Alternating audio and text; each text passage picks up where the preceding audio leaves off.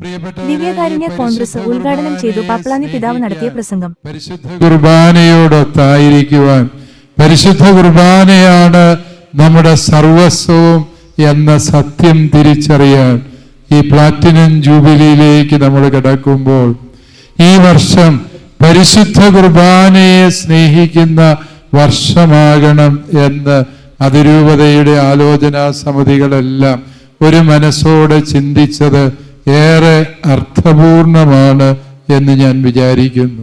കാരണം ഈ മലബാറിന്റെ മണ്ണിലേക്ക് 100 വർഷങ്ങൾക്ക് മുമ്പ് നമ്മുടെ പൂർവികർ കുടിയേറി പാർത്തപ്പോൾ നമ്മളെ നമ്മളാക്കി തീർക്കാൻ കർത്താവ് കൂടെ നടന്ന അനുഭവമാണ് കുടിയേറ്റ ജനതയ്ക്ക് പരിശുദ്ധ കുർബാന എന്ന് പറയുന്നത്. സ്വന്തമായി ഒരു ഷെഡ് കെട്ടുന്നതിന് മുൻപേ ജനം തങ്ങൾക്ക് പൊതുവായി ഒരാല നിർമ്മിച്ച് അവിടെ പരിശുദ്ധ കുർബാന അർപ്പിച്ച് അപ്രകാരം നിർമ്മിച്ച ആലകൾ പിന്നീട് ഒരു ജനതയുടെ വിശ്വാസത്തിൻ്റെയും സാമൂഹിക ജീവിതത്തിൻ്റെയും അടിസ്ഥാന കേന്ദ്രമായി മാറിയ പട്ടണങ്ങളായി പരിണമിച്ച ഈ മലബാറിലെ സകലമാന കുടിയേറ്റ കേന്ദ്രങ്ങളും പരിശുദ്ധ കുർബാനയ്ക്ക് ചുറ്റും വളർന്ന നഗരങ്ങളാണ് എന്ന് നമുക്കേറെ അഭിമാനത്തോടെ സന്തോഷത്തോടെ പറയാൻ പറ്റും. ആദിമസഭ പരിശുദ്ധ കുർബാനയെ കുറിച്ച് പഠിപ്പിക്കുമ്പോൾ രക്തസാക്ഷിയായ വിശുദ്ധ ജസ്റ്റിന്റെ സുന്ദരമായ ഒരു പദപ്രയോഗമുണ്ട്. സീനെ ഡോമിനിക്ക നോൺ പോസിമോസ് എന്നാണ്.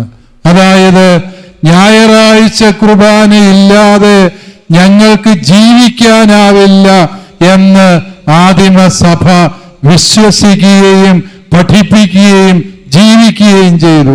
ശരിക്കും ആ ഒരു വിശ്വാസത്തിന്റെ ആഴത്തെ ജീവിതം കൊണ്ട് സാക്ഷ്യപ്പെടുത്തിയ പൂർവികരുടെ പിൻഗാമികളാണ് നാം. അതുകൊണ്ടാണ് കുടിയേറ്റത്തിന്റെ ശതാബ്ദിയിലേക്ക് നാം കാലെടുത്ത് വയ്ക്കുമ്പോൾ നാം ഈ വർഷം എങ്ങനെ ആചരിക്കണം എന്ന ചിന്തയ്ക്ക് രണ്ടാമതൊന്നും ആലോചിക്കേണ്ടതില്ല.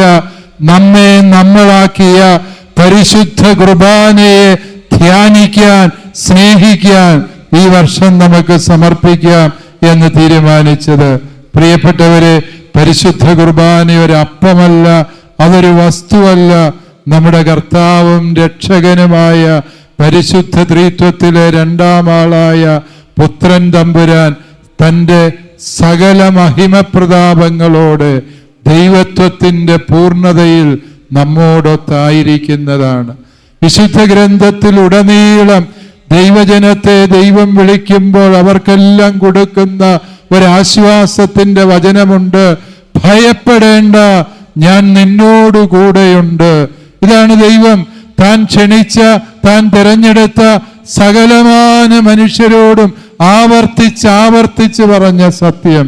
പ്രിയപ്പെട്ടവരെ, ഞാൻ നിന്നോട് കൂടെയുണ്ട് എന്ന ആ ദൈവത്തിന്റെ അരുളപ്പാടിന്റെ സാക്ഷാത്കാരമാണ് പരിശുദ്ധ കുർബാനയിൽ നമ്മോടൊത്ത് വസിച്ചുകൊണ്ട് ദൈവം ഇവിടെ സാക്ഷാത്കരിക്കുന്നത്.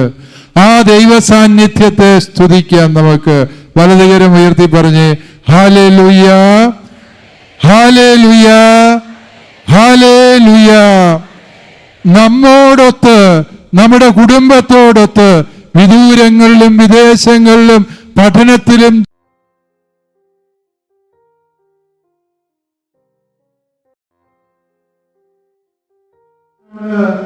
പരിശുദ്ധ പരമ ദിവ്യകാരുണ്യ ഈശോയെന്ന്.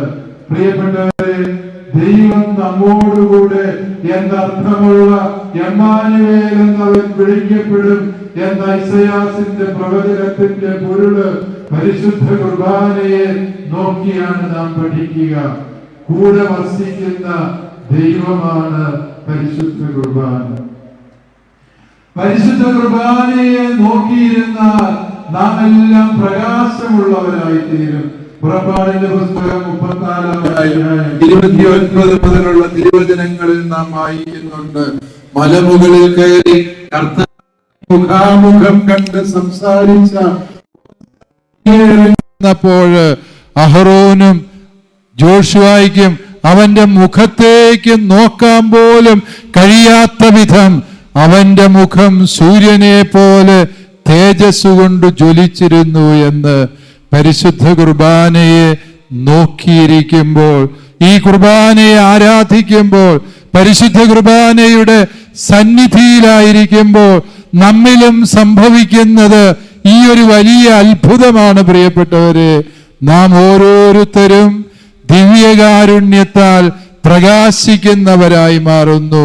തിന്മയുടെ അന്ധകാരത്തിന്റെ എല്ലാ ശക്തികളും ഈ ദേശം വിട്ടുപോകുന്ന അനുഭവമാണ് ദിവ്യകാരുണ്യ ആരാധനയിലൂടെ സംഭവിക്കുന്നത് എന്ന സത്യം നാം മനസ്സിലാക്കുക.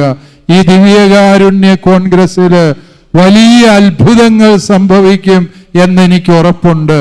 കാരണം സത്യമായും ദൈവം നമ്മോടൊത്ത് വസിക്കുമ്പോൾ, അവിടുന്ന് നമ്മോട് മുഖാമുഖം സംസാരിക്കുമ്പോൾ, അവിടുന്ന് തൻ്റെ കരങ്ങൾ നീട്ടി നമ്മെ തൊടുമ്പോൾ സുഖപ്പെടാത്ത ഏത് രോഗങ്ങളാണുള്ളത്, വിട്ടുമാറാത്ത ഏത് സങ്കടങ്ങളാണുള്ളത്, അവിടത്തേക്ക് തുടച്ചു നീക്കാൻ കഴിയാത്ത ഏത് കണ്ണുനീരാണ് നമ്മിൽ ശേഷിക്കുക. വിശ്വസിക്കുക, നീ ദൈവത്തിൻ്റെ മഹത്വം ദർശിക്കാൻ പോകുന്ന അവസരമാണ് ഈ പരിശുദ്ധ കുർബാന എന്ന സത്യം ഓർക്കുക. മൂന്നാമതായി, അവസാനമായി മദർ തെരേസ പറഞ്ഞ ഒരു സത്യം പറഞ്ഞ് ഞാൻ അവസാനിപ്പിക്കുക. മദർ തെരേസയെ സൗദി അറേബ്യയിൽ മഠം തുടങ്ങാൻ അവിടുത്തെ രാജാവ് നേരിട്ട് ക്ഷണിച്ചു. മദറിൻ്റെ വലിയ നന്മകൾ കേട്ട് ഇതര മതസ്ഥർക്ക് പ്രവർത്തിക്കാൻ ഒരുപാട് പരിമിതികളുള്ള രാജ്യത്ത് രാജാവ് തന്നെ മദറിനെ വിളിച്ചു. മദറിന് വേണ്ട സൗകര്യങ്ങളെല്ലാം ചോദിച്ചറിഞ്ഞു. മദർ പറഞ്ഞു, ഞങ്ങൾക്ക് എല്ലാ ദിവസവും പരിശുദ്ധ കുർബാന വേണം, ഒരു വൈദികനെ അതുകൊണ്ട് ഇവിടെ താമസിപ്പിക്കണം, ഈ രാജ്യത്തൊരു വൈദികന് കൂടി അനുവാദം കൊടുക്കണം. രാജാവ് പറഞ്ഞു, അത് ഞങ്ങളുടെ രാജ്യത്തിൻ്റെ നിയമത്തിനെതിരാണ്. മദർ പറഞ്ഞു, പരിശുദ്ധ കുർബാനയില്ലാതെ ഞങ്ങൾക്ക് നന്മ ചെയ്യാനാവില്ല. ഞങ്ങളുടെ ശക്തി പരിശുദ്ധ കുർബാനയാണ്. പ്രിയപ്പെട്ടവരെ, പരിശുദ്ധ കുർബാനയിൽ, എന്നിട്ട് മദർ തെരേസ പറഞ്ഞ സുന്ദരമായൊരു വാചകം ഇതാണ്: പരിശുദ്ധ കുർബാനയിൽ ഈശോയുടെ തിരുമുഖം കാണാൻ കഴിയാത്തവർക്ക് ഒരിക്കലും സാധാരണക്കാരനിൽ, പാവപ്പെട്ടവനിൽ, ദരിദ്രനിൽ, രോഗിയിൽ ഈശോയുടെ തിരുമുഖം കാണാൻ കഴിയില്ല. എല്ലാ ജീവകാരുണ്യവും ദിവ്യകാരുണ്യത്തെ ആരാധിച്ചുകൊണ്ടാണ് ആരംഭിക്കുന്നത് എന്ന അത്ഭുതകരമായ സത്യം പ്രിയപ്പെട്ടവരെ ആ അമ്മ നമ്മളെ പഠിപ്പിക്കുകയാണ്. അതൊരു വലിയ സത്യമാണ്. പരിശുദ്ധ കുർബാനയെ സ്നേഹിച്ച് സർവ്വതും അപരനായി പങ്കുവയ്ക്കുന്ന ദിവ്യകാരുണ്യമായി മാറുന്ന അത്ഭുതമാണ് ഈ ദിവ്യകാരുണ്യ കോൺഗ്രസിൽ സംഭവിക്കാനിരിക്കുന്നത്. നമുക്ക് പ്രാർത്ഥിക്കാം. നിത്യസ്തുതിക്ക് കാരുണ്യമായി ഈശോയെ പോറ്റി വളർത്തിയ നമ്മുടെ അതിരൂപത മധ്യസ്ഥനായ വിശുദ്ധ ഔസേപ്പ് പിതാവിൻ്റെയും മാധ്യസ്ഥം തേടിക്കൊണ്ട് ഈ ദിവ്യകാരുണ്യ കോൺഗ്രസ് ഇവിടെ ആരംഭിച്ചതായി അറിയിക്കുന്നു. ദൈവത്തിന് സ്തുതിയുണ്ടായിരിക്കട്ടെ.